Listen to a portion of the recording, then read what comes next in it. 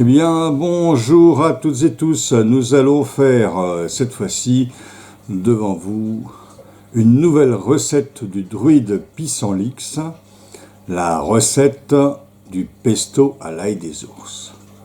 Alors tout d'abord, pour faire cette recette de pesto à l'ail des ours, il faut bien sûr de l'ail des ours. Vous voyez, des feuilles d'ail des ours que j'ai ramassées dans un de mes coins favoris.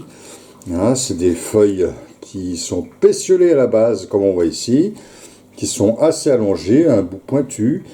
Elles pourraient se ressembler avec les feuilles de muguet, mais elles ont une odeur d'ail au froissement, ce qui fait qu'on ne peut pas les confondre avec le muguet. Et en plus, il n'y a pas dans la feuille de muguet, il n'y a pas de pétiole comme ça. On pourrait aussi certains les confondre avec les feuilles des colchiques, mais la feuille de colchique est beaucoup plus épaisse. Alors vous voyez ici, nous avons nos feuilles d'ail des ours que nous avons nettoyées, bien lavées. Alors lavez bien les feuilles d'ail des ours, de préférence à l'eau vinaigrée. Vous mettez 2-3 cuillères à soupe de vinaigre de cidre dans de l'eau pour laver toutes les feuilles et bien les décontaminer d'éventuels contaminants comme la douve du chevreuil ou l'échinococose du renard. Il ne s'agit pas non plus de s'empoisonner ou de s'infecter avec des plantes sauvages comestibles. Ce serait un peu dommage. Et bien maintenant, je vais couper, je vais hacher menu ma feuille d'ail des ours. Voilà, je vais hacher bien menu ma feuille d'ail des ours. Donc bien menu, alors on peut utiliser un hachoir si on est un pro. Moi, j'ai pas forcément cet équipement-là, mais c'est pas très grave. Vous hachez vraiment bien les feuilles d'ail des ours que vous allez ensuite mixer. Et on va voir avec quoi tout à l'heure. Donc là, je coupe finement mes feuilles d'ail des ours de manière à faciliter le travail de mixage de ces feuilles. Voilà, nous allons, vous voyez, c'est bon. Alors, la quantité d'ail des ours, là, c'est, on va dire, 2-3 poignées de feuilles, à peu près, pas plus. Pour, alors, les proportions, donc 2-3 poignées de feuilles environ, pour 30 grammes de parmesan, 30 grammes, alors soit de pignon qu'on peut réduire en poudre. Alors la poudre de pignon, c'est pas facile à trouver dans le commerce, donc vous pouvez acheter des pignons que vous allez mixer avec, des pignons entiers que vous allez mixer avec, ou sinon de la poudre d'amande. La poudre d'amande, ça le fait très très bien aussi. Donc poudre d'amande, parmesan, 30 grammes de chaque, éventuellement un petit peu de gros sel pour ceux qui veulent saler un peu leur préparation, même si le parmesan déjà a un goût un petit peu salé. Donc bon, pour certains, on n'a pas besoin de saler. Mais bon, vous mettez une pincée de gros sel, à votre guise, on va dire. Ou deux pincées, ça c'est un peu selon votre goût. Et puis, bien sûr, de l'huile d'olive.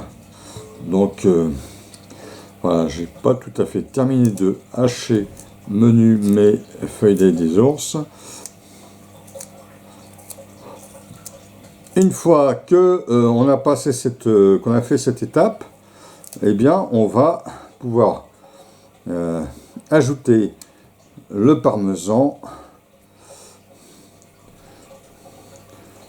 Voilà, le parmesan, la poudre d'amande. Donc environ 30 grammes, ça fait un quart d'un sachet de ce type-là, c'est des sachets de 125 grammes. Donc un quart, ça fait à peu près la dose qu'il faut. Alors j'ai mis mon parmesan et ma poudre d'amande. Et maintenant, je vais rajouter de l'huile d'olive.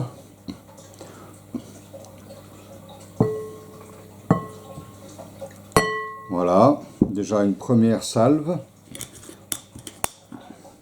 Et je vais rajouter un peu de gros sel.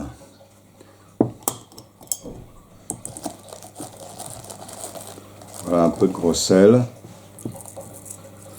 Pas trop non plus, il ne faut pas que ça soit trop salé non plus, hein, mais un petit peu de gros sel pour rehausser un peu les saveurs.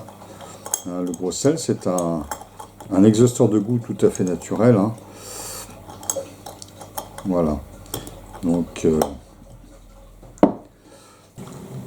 Donc maintenant, je vais mixer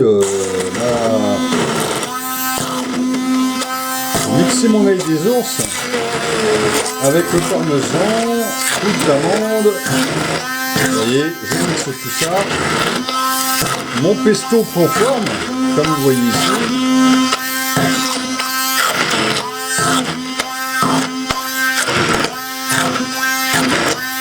Vous voyez le pesto qui prend forme.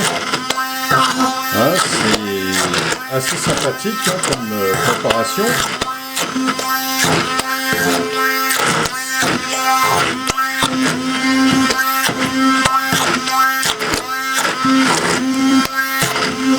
Voilà.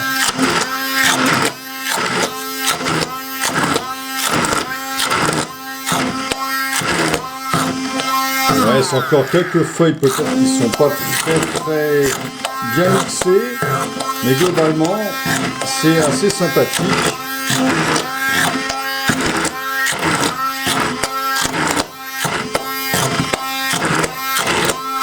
Et alors ce pesto à l'ail des ours, déjà rappelons quand même les propriétés de l'ail des ours, hein. L'ail des ours, c'est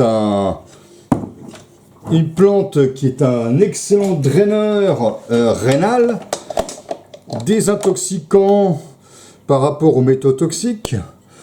C'est aussi une plante, vous savez, pourquoi on l'appelle ail des ours? Parce que autrefois, les ours qui peuplaient certaines régions d'Europe, ou en tout cas certaines peut-être montagnes françaises, au sortir de l'hiver, donc de l'hibernation, consommaient de l'ail des ours pour se purger les reins. C'est pour ça qu'on l'appelle ail des ours. Et effectivement, on peut dire que l'ail des ours est aux ours, un petit peu ce que le chien-dent est au chien. L'ail des ours est un excellent drainant rénal, dépuratif rénal. Il a aussi les propriétés de l'ail, donc hypocholestérolémiant, diurétique, hypotenseur. Hein, et c'est aussi une plante qui draine les métaux toxiques. Alors là, ah ouais, c'est bon. Ça a un fort goût d'ail des ours. Et ça, vous pouvez le... Ah oui, excellent. Ouais, je suis un peu salement gourmand. Mais bon, franchement, là, j'ai pas honte. Hein, le druide pissenlix n'a pas honte. Ah oui. Excellent. Et alors ça, maintenant, vous pouvez utiliser ça pour faire une tartinade, hein, sur des toasts.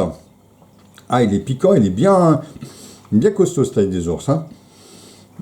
Ça, je pense qu'en toast apéritif, ça serait absolument merveilleux. Alors, on peut encore bien touiller pour bien homogénéiser. Il reste encore du parmesan, vous voyez, de la poudre d'amande sur les côtés. Donc, on peut bien homogénéiser.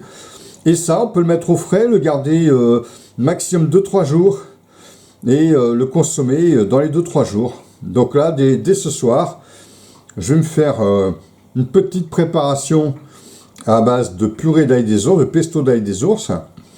Je vais certainement utiliser ça avec des crevettes, hein, des petites crevettes et puis du foie de lotte, du foie de morue, etc.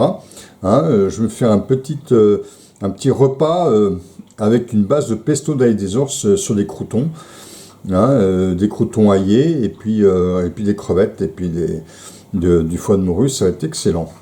Voilà, mais après on peut aussi le mettre dessus sur une tartinade de pesto d'ail des ours, on peut mettre des champignons marinés, du cèpe mariné à l'huile par exemple, hein, ça va très bien ensemble. Ou alors on peut décorer avec quelques fleurs. Alors si vous êtes dans le midi, il y a l'ail rose qui est magnifique. et on peut décorer le pesto d'ail des ours avec des fleurs d'ail rose qui fera vraiment le plus bel effet. Eh bien, bon appétit, moi je vais me régaler, et puis j'espère que si vous faites vous-même votre propre pesto d'ail des ours, j'espère que vous allez vous régaler. Vous voyez, c'est très simple à faire, même un débutant comme moi en cuisine peut faire ça.